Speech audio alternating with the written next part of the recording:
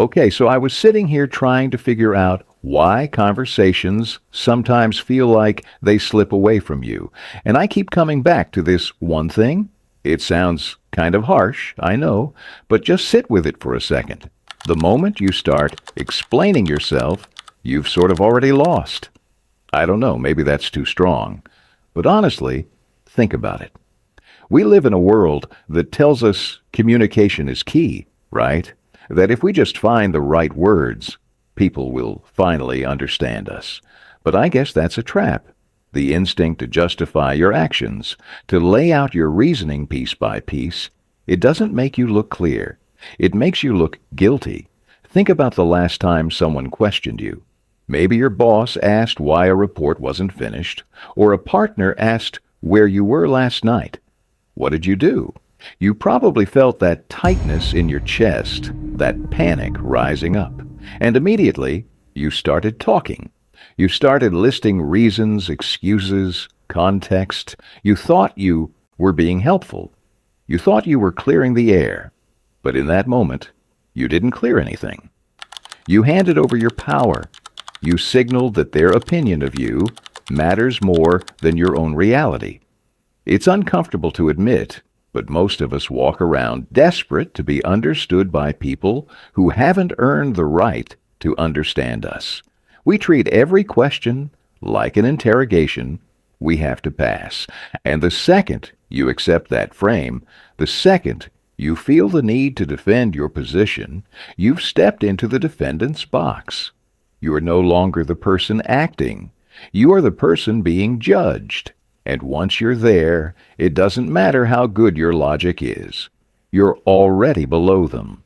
There is a specific psychological mechanism here, a switch that flips when you stop talking, and I want to show you how to find it. It feels like weakness because it is. It signals that you are unsure of your own ground. So, what is actually happening beneath the surface? It's not about being rude or shutting people out. It's about status and frame control. When you explain yourself without being asked, or when you over-explain after a simple question, you are validating the other person's authority to judge you. You are implicitly agreeing that they are the judge and you are the defendant. Think about the dynamic. A judge doesn't explain their rulings to the defendant. The defendant explains themselves to the judge. It's a hierarchy of power. By launching into a defense, you are accepting the lower status position. You are saying, please let me prove I am worthy. And here is the hard truth. People don't respect worthiness that begs for validation. They respect certainty. When you offer too much information, you dilute your message. You create openings for them to poke holes in your logic. Every extra sentence is a new avenue for them to challenge you. It's like leaving doors open in a house you're trying to secure. Most of us do this because we are insecure. We think if we just give enough data, if we just show them the full picture, they will agree with us. They won't. Logic rarely wins against emotion or power dynamics. If someone wants to challenge you, they will find a reason regardless of your explanation. In fact, your explanation often gives them more ammunition. They hear your hesitation, your need for approval. It smells like fear. And in social dynamics, fear is blood in the water. Now, I'm not saying you should never communicate. Clarification is necessary in teamwork or teaching, but there is a massive difference between clarifying information and defending your worth. One is neutral. The other is emotional. One maintains your frame. The other shatters it. You need to learn to spot the difference, because once you stop defending, you stop giving them leverage. You stop feeding the dynamic that puts you below them. It changes the entire energy of the room. They start wondering why you aren't scrambling. They start questioning their own authority to judge you. That is where the power lies. Not in what you say, but in what you withhold. They will twist your words. They will use your own reasoning against you. It happens every single time. I remember watching this play out in a meeting last year. The room smelled like stale coffee and dry erase markers, which is weirdly specific, but anyway. There were two people presenting ideas. Let's call them Alex and Jordan. Alex was brilliant but nervous. Every time someone asked a question, Alex jumped in. They started explaining the methodology, the background research, the potential risks. They were trying to be thorough. They were trying to prove they knew their stuff. But with every sentence, their voice got quieter. They started looking around the room for validation. They were begging the group to agree. Jordan, on the other hand, said almost nothing. When someone challenged Jordan's point, Jordan just paused. They looked at the person, waited a beat, and said, "That's one way to see it." Then they moved on. No defense, no justification, just calm acceptance of the challenge without engaging the conflict. By the end of the hour, everyone was leaning toward Jordan, not because Jordan's idea was better, but because Jordan seemed sure of it. Alex looked like they were asking for permission. Jordan looked like they were granting it. I've been in Alex's position too. I remember a time I tried to explain a delay to a client. I gave them every reason. Traffic, software issues, personal emergencies. I thought I was being honest. But all they heard was incompetence. They didn't care about the reasons. They cared that I felt the need to list them. If I had just said, "It will be done by Tuesday," and left it at that, they would have trusted me more. My explanation signaled that I didn't trust myself. It's a hard lesson to learn.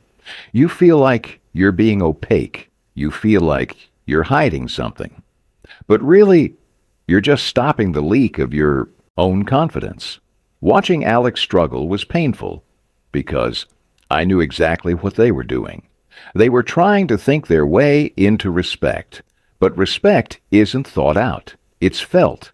And it's felt in the silence between the words. That silence is where the authority lives. It's where you hold the line. So, what does never explain actually look like in practice? It doesn't mean becoming a mute statue. It means removing the emotion from your information. When you state a fact, it stands on its own. When you add a because, you invite debate. The core concept here is boundary setting. You are defining what access people have to your internal state. Most people give full access. They let everyone see the wiring behind the machine, but power keeps the wiring hidden. You show the result, not the struggle. This is crucial. If you say, "I can't come to the party," that is a statement. It is complete. If you say, "I can't come to the party because I'm tired and have work," you have just opened a negotiation. Now they can say, "Oh, just come for an hour," or "Work can wait." You gave them a handle to grab. Without the because, there is nothing to grab. They have to accept the statement or challenge your boundary directly, which is much harder for them to do. Nuance is important here. In a collaborative relationship, you share context, but in situations of negotiation, disrespect, or boundary testing, explanation is weakness. You have to read the room. Is this person trying to understand, or are they trying to control? If they are testing you, silence is your shield. Information is neutral. Defense is emotional. When you strip the emotion out, you strip their ability to manipulate you. You become a wall. They can shout at the wall, but the wall doesn't shout back. It just stands there. That is the energy you want to cultivate. It's not about being cold. It's about being solid, unmovable. When you stop trying to convince people of your value, you start embodying it. That is the shift from convincing to embodying. Let's get into how you actually do this. I know it sounds simple, but it's hard when your heart is racing. Here are 3 strategies to keep you grounded. First, use the pause. When someone questions you, wait 2 seconds before you answer.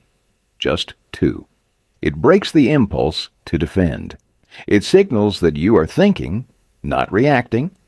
Most people rush to fill the silence because they feel awkward. Don't be most people. Let the silence sit. Let them feel the weight of their own question. Second, use statements of fact. Replace because with periods. If someone asks why you made a decision, don't say, "I did it because I thought it was best." Say, "I made the decision based on the data." Or even simpler, "That was the call I made."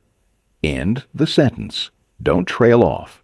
Don't look for approval in their eyes. Keep your voice flat, neutral. Third, try the mirror. If someone presses you, throw the question back. "Why did you do that?" becomes, "What makes you ask?" This puts the burden of explanation back on them. Suddenly, they are the ones defending their curiosity. It shifts the frame instantly. Now, I have to be honest with you. This feels awkward at first. Your brain will scream at you. It will tell you that you're being rude. It will tell you that you need to fix this tension. That is the withdrawal symptom. You are addicted to approval. When you stop feeding it, you feel sick. That's normal. Push through it. There will be times where this fails. Sometimes people will get angry. They want the old you, the one who apologizes. Let them be angry. Their anger is not your emergency. You are retraining your nervous system to tolerate discomfort. You are teaching yourself that you can survive without their validation. It takes repetition. You won't get it right every time. You'll slip up. You'll start explaining and catch yourself halfway through. Just stop. Take a breath. Finish with a period. The goal isn't perfection. The goal is awareness. Notice when you start to shrink. Notice when you start to talk too much. That awareness is the first step to stopping it. You have to catch yourself in the act. Let's dig deeper into the mirror technique. When you ask, "What makes you?" ask, you force them to reveal their intent. Are they genuinely curious, or are they probing for weakness? Often they stumble. They realize they don't have a good reason. That hesitation is victory. Also, consider the physical aspect. When you explain, you tend to lean forward. You gesture with your hands. You try to bridge the gap. Stop doing that. Lean back. Keep your hands still. Your body language should match your words. Calm. Still. Unbothered. If your words say no, but your body says, "Please like me," you lose. Congruence is key. And remember, this isn't about winning an argument. It's about preserving your energy. Every time you explain, you spend emotional currency. You drain yourself to fill their cup. Stop spending. Keep your energy for yourself, for your work, for the people who actually matter, the people who don't need an explanation to respect you. This is about conservation. It's about realizing you don't have enough time in your life to justify every move to every person. So choose wisely. Pick your battles. But in the moments that count, hold the line. Why is this so difficult for us? It comes down to the ego and deep-seated insecurity. We explain because we doubt ourselves. If you were truly sure of your position, you wouldn't need to decorate it with words. You wouldn't need to pad the silence with justification. The need to explain is a signal of internal conflict. You are arguing with yourself as much as you are arguing with them. You are trying to convince yourself that you are okay. That is why it feels so exhausting. It's not just the conversation, it's the internal monologue running alongside it. Do they believe me? Do they like me? Did I say enough? Stop that noise. When you feel that chest tightness, that's the signal. That is your body telling you that you are seeking validation. Pause there. Breathe into that tension. Don't run from it. Sit with the feeling of being misunderstood. It won't kill you. In fact, it will make you stronger. The ego wants to be right. Power wants to be effective. Sometimes being effective means letting them think you're wrong without correcting them. Let them have their opinion. You don't need to fix it. You don't need to manage their perception of you constantly. That is a full-time job you didn't apply for. Quit that job. Focus on your own reality. When you stop managing their perception, you free up so much mental space. You become lighter. You move faster. You stop second-guessing every interaction. This is the internal work. The external silence is just a symptom of internal certainty. You can't fake this forever. Eventually, if you don't believe what you're saying, the cracks will show. So build the belief. Know your worth. Then the silence becomes natural. It stops being a strategy and starts being who you are. Here is the shift you need to make. Silence isn't empty. It's heavy. It forces the other person to fill the space. When you stop explaining, you stop giving them ammunition to argue against. You aren't withholding information. You are withholding access to your internal state. That is a privilege they haven't earned. Treat it like one. Protect your peace. Protect your mind. Let the silence do the work for you. It speaks louder than any excuse ever could. Think about the most powerful people you know. Do they scramble to explain? No. They state.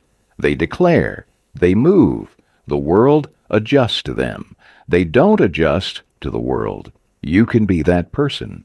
But you have to let go of the need to be liked. You have to choose respect over comfort. It's a trade, and it's worth it. I want to leave you with a challenge. Try this for the next 24 hours. Pick one conversation where you normally would justify yourself. Maybe it's saying no to a request. Maybe it's stating an opinion. Don't explain. Just state it. Feel the urge rise up. Feel the panic. And don't move. It might feel rude. That's the point. You are breaking a conditioning pattern. You are rewiring years of behavior. It will feel uncomfortable. Good. Growth lives in discomfort. Remember, your value isn't determined by how well you can argue for it. It exists regardless of their understanding.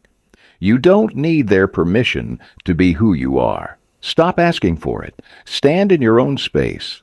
Let them come to you. If this made sense to you, you know what to do. Take the power back. Watch what happens. Watch how they react when you don't give them the usual script.